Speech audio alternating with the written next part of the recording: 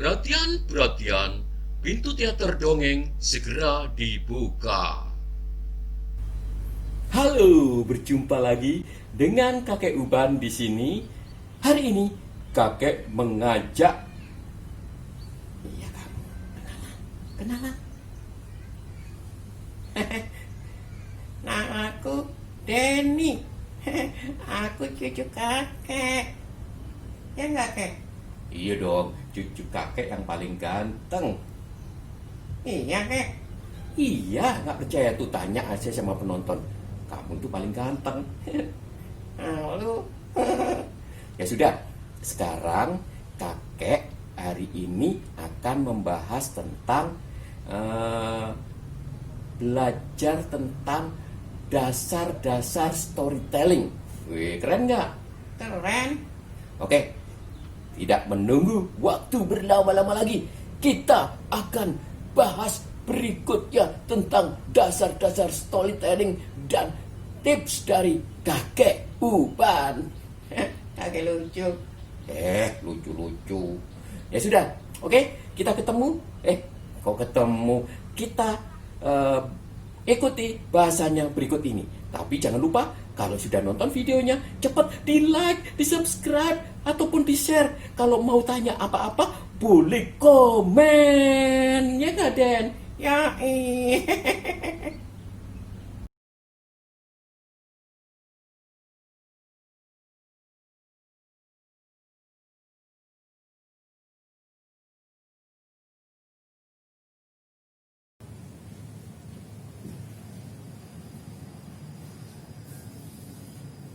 Halo sahabat dongeng dimanapun kalian berada. Bertemu lagi dengan kakek Uban. Salam cinta dari kami. Oh ya, kemarin pada sesi sebelumnya kakek berjanji akan memberikan contoh dongeng boneka singa dan tikus. Tapi setelah dipertimbangkan masa-masa oleh kakek, bahwa hari ini sebelum dongeng itu dilakukan, kakek akan memberikan beberapa tips teknik dasar storytelling. Oke, jadi kelanjutan dari kemarin, bagaimana menyusun sebuah cerita ke dalam konten atau naskah yang layak untuk persembahkan ditampilkan dalam sebuah dongeng. Oke, kali ini kakek akan meneruskan urut-urutannya dari awal. Jadi pada saat kalian akan berdongeng, apa sih yang harus disiapkan oleh sahabat dongeng semuanya? Yang pertama, tentu saja siapkan ceritanya. Oke. Yang kedua, baca berulang kali hingga kalian benar-benar memahami cerita itu, nggak cuman menghafal. Itu yang kedua. Terus yang ketiga, mulai praktekkan sendirian di dalam kamar ya. Kalau misalkan nggak mau ada orang lain yang ini, biar kalian bisa fokus dan konsentrasi di dalam kamar. Kalau perlu di depan cermin. Oke, pada saat kalian udah mulai bisa itu, mulailah kalian bersikap percaya diri. Oke, nah sekarang kita akan mulai bagaimana sih pada saat kita sudah di tempat, di lokasi tempat mendongeng, apa yang harus dipersiapkan terlebih dahulu. Nih, yang pertama, pastikan bahwa Anda pada saat berdongeng akan duduk di kursi atau berdiri. Kenapa? Karena ini akan menentukan pada saat kalian berdongeng. Biar kalian nggak bingung, habis duduk berdiri. Jadi pastikan saja bahwa sahabat dongeng akan duduk atau berdiri. Oke? Pada saat udah ditentukan itu, tentukan lagi bahwa para penonton pastikan tidak menghadap ke arah pintu atau jendela. Karena apa? Karena nanti akan timbul distract.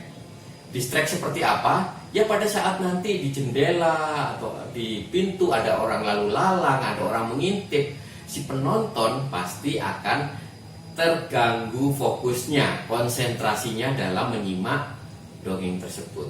Jadi itu yang kedua yang harus sahabat dongeng semuanya perhatikan. Terus yang ketiga adalah postur. Jadi postur tubuh pada saat mendongeng, pada saat kalian duduk, pastikan di ujung kursi, terus posisinya tegak, pastikan nyaman. Jadi pada saat mendongeng, entah itu pakai boneka atau pakai tangan, gerakannya itu enak dan kalian nggak kaku. Atau pada saat berdiri, pastikan posisinya juga tegak, fokus, santai ya, santai, jangan terlalu kaku sehingga nanti pasti akan berpengaruh pada saat kalian sedang berdongeng. Oke, itu yang ketiga. Yang keempat adalah movement dan gesture. Itu maksudnya biarkan gerakan Anda datang secara alami bersama dengan ekspresi vokal Anda. Ingat, jika Anda tidak terbiasa dengan gerakan dalam percakapan sehari-hari, Anda tidak perlu memaksakan gerakan ketika bercerita. Seperti yang kakek bilang tadi, bahwa kita santai saja, ya kan? Jangan kaku kayak robot gitu. Jadi santai pada saat mendongeng. Tangannya juga kalau kalian pengen digerakkan itu seperti apa, itu boleh. Oke. Selanjutnya yang perlu diperhatikan adalah eye contact. Jadi pada saat mendongeng, mata Anda jangan melihat selain ke penonton. Jadi kalau bisa perhatikan satu persatu penonton sambil berdongeng. Eye contact harus tetap dijaga. Jadi anak-anak atau penonton merasa menjadi bagian dari dongeng tersebut. Oke? Jadi ingat eye contact. Yang berikutnya adalah know where things are. Artinya apa? Ketika Anda bercerita, Anda harus menandai di mana misalkan posisi lawan bicara. Jadi pada saat Anda berdongeng, pada saat si A menghadapnya ke sini berbicara dengan si B yang di sebelah sini, harus tetap seperti ini posisinya. Jangan nanti di tengah-tengah menghadapnya ke sana, si B-nya di sana. Kapan pindahnya? Jadi selalu pastikan bahwa kalau misalkan posisi si A, tokoh A di sini, menghadapnya ke sana ya ke sana. Pada saat misalkan selain berbicara, misalkan dalam cerita itu kita melakukan perjalanan menuju salah satu titik, misalkan ke barat sana ya. Ya pastikan kalau nanti harus menyebut lagi posisinya, arahnya harus tetap ke sana, nggak bisa tiba-tiba arahnya ke sana. Ini jadi nanti anak-anak juga kan imajinasinya yang bermain. Pada saat berubah-berubah, anak-anak akan bingung pada saat menonton kalian berdongeng. Itu terus pada saat kalian berdongeng, apabila ada kesalahan menyebut nama atau apa, udah lanjutin aja. Atau misalkan ada part atau bagian yang terlewatkan, nggak apa-apa, nggak usah kalian terus bingung berhenti karena ada sesuatu yang belum disampaikan. Tapi lanjutin aja, nanti pada saat ada bagian yang tepat untuk menyisipkan hal yang tadi ketinggalan, boleh disisipkan di bagian tersebut. Oke. Selanjutnya adalah characterization and dialogue. Dalam bercerita, Anda menjadi narator sekaligus semua karakter. Oke kan? Jadi penonton harus tahu apakah yang sedang berbicara narator atau karakter. Jadi ada pembedaan suara. Jadi pada saat si pendongeng menjadi narator atau pada saat menjadi karakter, itu harus dibedakan. Nanti akan dijelaskan satu persatu oleh kakek. Apabila kalian tidak memakai properti atau props seperti boneka untuk supaya penonton nggak bingung siapa yang sedang berbicara. Misalkan sang raja ya, raja kan pasti tegap, agak dongak dikit, dia akan berbicara. Bagaimana supaya anak-anak tahu itu raja yang bicara. Misalkan contohnya seperti ini. Wahai rakyatku semuanya, hari ini aku akan mengadakan sayembara. begitu kata sang raja. Jadi di belakang ada kata-kata begitu kata sang raja. Jadi si penonton akan tahu, oh yang berbicara tadi adalah raja. Itu ya, untuk apabila kalian tidak memakai properti, jadi cuman bercerita dengan mengandalkan kemampuan verbal. Selanjutnya, rubah suara. Jadi ini yang tadi kakek bilang akan jelaskan. Jadi menggunakan suara yang berbeda-beda. Nah, suara yang berbeda-beda. Misalkan suara perempuan atau anak kecil atau binatang yang size-nya ukurannya kecil, maka gunakan suara tinggi. Misalkan seperti cerita yang akan kita sampaikan nanti adalah singa dan tikus. Jadi untuk suara tikus pergunakan suara tinggi. Seperti ini contohnya ya. Perkenalkan, namaku tikus, si tikus kecil. Seperti itu. Jadi pakai suara tinggi untuk sesuatu yang sifatnya kecil atau perempuan atau sesuatu yang sifatnya lemah. Oke? Jadi untuk suara kecil itu untuk yang tadi dijelaskan oleh kakek. Selanjutnya suara normal. Suara normal ya seperti yang kakek bicara ini adalah suara normal. Biasanya suara normal itu dipakai untuk narasi. Jadi contohnya seperti ini kalau normal ya. Pada suatu hari di sebuah hutan yang lebat, angin bertiup sepoi-sepoi. Semua binatang malas untuk pergi kemana-mana. Mereka tiduran dan menikmati makan siangnya di rumahnya masing-masing. Nah, seperti itu contoh suara normal. Untuk selanjutnya adalah suara rendah, nada yang lebih rendah. Biasanya ini untuk laki-laki yang besar, untuk menunjukkan kewibawaan, kekuatan, ini pakai suara rendah. Contohnya dalam hal yang akan kakek ceritakan untuk next video adalah singa. Contohnya seperti ini ya. Aku adalah Pak Leo, si raja hutan. Tugasku adalah berkeliling hutan di malam hari untuk memastikan bahwa hutan aman dari para pencuri. Nah, itu sahabat dongeng, perbedaannya ada 3 karakter suara: suara tinggi, suara normal, dan suara rendah. Itu yang harus dikuasai oleh para pendongeng pemula. Bagaimana caranya supaya itu bisa dilakukan oleh para pendongeng?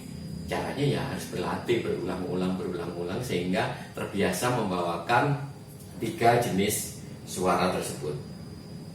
Nah, apabila kalian tidak memakai properti, jadi postur tubuh Anda yang harus berubah. Pada saat si raja nih ya berbicara dengan orang miskin katakan. Jadi seperti ini. Baiklah anak muda, kamu mulai hari ini boleh bekerja sebagai pengawal istana. Dan untuk menunjukkan kewibawaannya, si raja harus memang tegap seperti itu. Nah, pada saat si anak muda yang notabene dia adalah kelas bawah, pada saat berbicara dia posturnya akan beda dengan raja. Pasti akan terima kasih Paduka, terima kasih. Seperti itu. Harus dibedakan, ya. Jadi bagaimana orang yang kuat, orang yang lemah, yang perempuan yang lemah gemulai, anak yang pemalu, itu semuanya posturnya harus dibeda-bedakan. Oke? Nah, untuk mempermudah lagi nih, kakek punya tips. Namanya adalah teori V atau V teori. Jadi V itu huruf V, oke? Jadi pada saat si narator berbicara, pada suatu hari di sebuah hutan terlihat seekor tikus kecil sedang berjalan mencari teman untuk diajak bermain. Nah, ini kan posisi si narator. Makanya jadi V akan seperti ini. Aku akan jadi tikus dalam posisi ngadep ke sana. Oke? Contohnya ya. Ih, sebel. Dari tadi berkeliling ke sana kemari, nggak ada yang mau diajak bermain. Seperti itu. Nah, pada saat ada tokoh lain, misalkan singa akan menghadapnya ke sini. Agak Serongso ini berbicaranya ke si tikus yang tadi di sebelah situ. Nah, seperti itu namanya V teori. Jadi posisinya seperti ini. Si narator pas yang di tengah, si tikus di sini, dan si singa sebelah sini. Selalu diingat-ingat seperti itu untuk menandakan bahwa posisinya nggak berubah-berubah. Oke?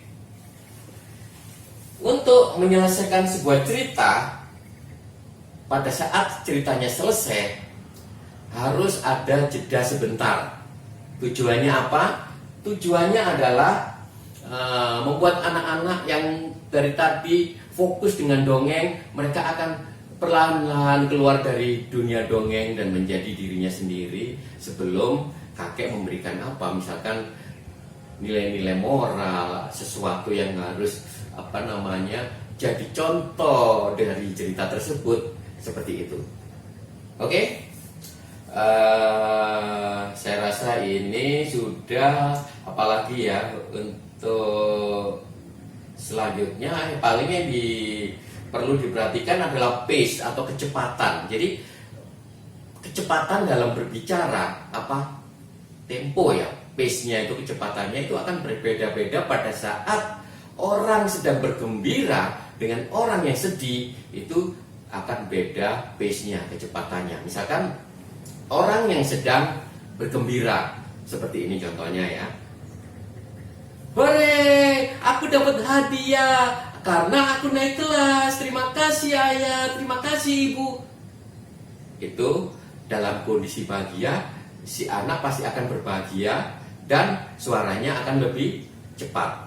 Tapi beda lagi pada saat bersedih, pace-nya akan berubah menjadi lebih lambat. Contohnya, yo, nilai rapotku jelek. Aku pasti nggak dapat hadiah dari ayah dan ibu seperti tahun yang lalu. Seperti itu. Jadi pace-nya lebih lambat. Oke. Terus di antara kata-kata itu berikan jeda atau pause. Kenapa? Agar si penonton mencerna apa yang baru saja pendongeng sampaikan. Atau bisa jadi bagi si pendongeng mengobservasi si penonton, apakah antusias dalam mendengarkan dongengnya, apakah mereka mengerti dengan cerita yang barusan disampaikan. Jadi itu dibutuhkan pause atau jeda. Oke. Nah, yang terakhir yang cukup penting juga adalah power. Pada saat Anda mendongeng, nggak bisa Anda di sebuah ruangan dengan anak-anak yang banyak ceritanya. Pada suatu hari di sebuah hutan yang lebat, seperti itu, anak-anak akan ngobrol sendiri karena suaranya lebih kenceng anak-anak daripada suara sahabat dongeng. Jadi power dibutuhkan untuk menguasai keadaan, ya, kekuatan. Jadi power ini beda dengan teriak loh ya. Jadi power itu sesuatu yang tidak teriak, tapi suara ini bisa menguasai seluruh ruangan. Jadi dibutuhkan power ini juga untuk karakter-karakter yang tadi dipraktekkan oleh kakek. Itu juga penting, semuanya harus memiliki karakter. Oke, apalagi ya, saya rasa udah cukup. Tadi ini sudah. Oke, berarti sahabat dongeng semuanya coba diulang. Kalau misalkan belum mengerti, di setel lagi dari depan, dipelajari apa saja sih yang tadi diberikan oleh kakek. Oke, kita cukup sampai di sini saja. Next pertemuan kakek akan benar-benar praktekkan bercerita cerita yang kemarin, video kemarin tentang singa dan tikus. Oke? Sampai di sini dulu obrolan kakek Uban. Kita bertemu lagi di materi-materi konten-konten yang berikutnya yang lebih menarik tentunya. Oke, sampai jumpa lagi di channel Dongeng Kakek Uban.